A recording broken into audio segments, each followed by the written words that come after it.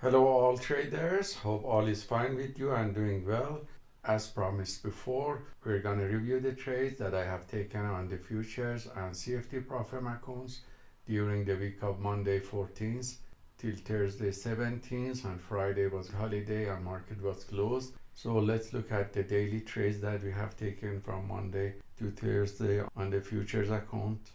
On Monday, the market opened with a gap, and then during the Asian and London session compensated that. So as you saw on a daily chart, we had a sideways pattern, and when the market opened here, it was going up. So my plan of action was to wait for the price to have a deep pullback, and when it tests this level of supports and get rejected, take long position in upturn pattern.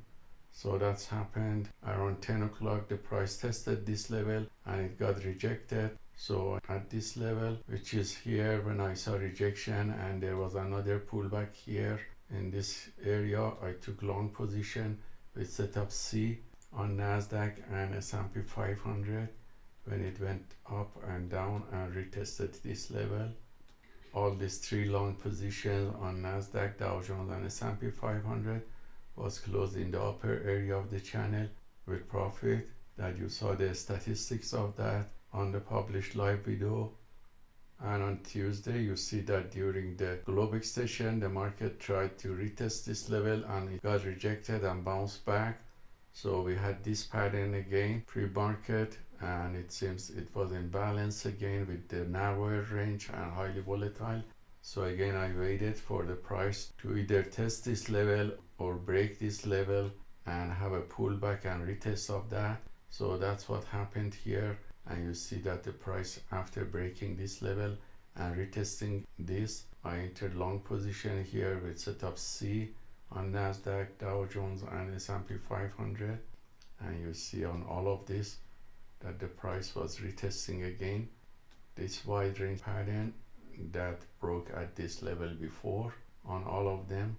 So, and that's the area of entry and exit. So all these three positions again was closed in the upper area of the channel with profit. And in here, I think I had another long position after this pullback and closed it also here. And you have seen the stats of these long trades that were positive in the published live trade videos that you can refer to them. And on Wednesday, the market was highly volatile and choppy, waiting for the Fed chairman's speech. So before the speech, the market went down significantly and retested this previous area of the supports, as you see here. So I took long positions with setup B and C on Nasdaq and Dow Jones, also two long position, and S&P 500 one long position, and closed these on the upper area of the channels with profit, as you see here.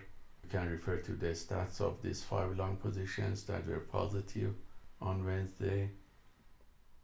And on Thursday, you can see that the market went down during the Globex session after the Fed chairman's speech significantly and past the previous level of close and low on all E-minis. So when the price reached this area of the support and bounced back, and you can see also here that the price finally couldn't break this level and got rejected. So I took long position here with setup C at this point on Nasdaq and also on Dow Jones and S&P 500 when the market broke this level.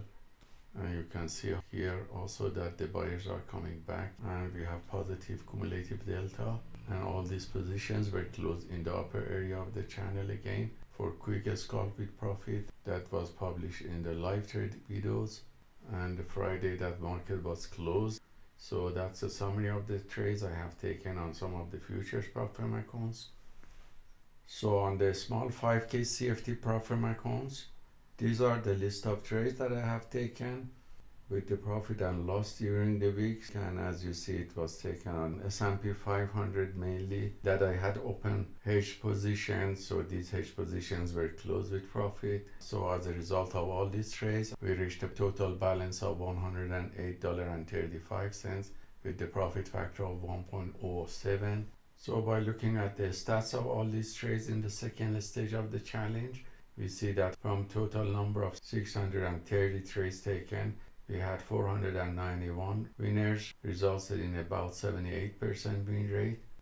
And as mentioned before, the equity curve was very linear before the introduction of trade wars and all unexpected news about the tariffs and retaliation. So during these highly volatile periods, we couldn't predict the exact time of high volatility and quick reversal to avoid it like a normal scheduled economic release news. And with the volatility 10 times more than normal, even with the reduced size, we had higher drawdown, and I had to hedge the CFD accounts few times and let the market volatility and direction become clear and then break the hedge, and that prevented the account to pass the closed drawdown less than 5% daily loss limit.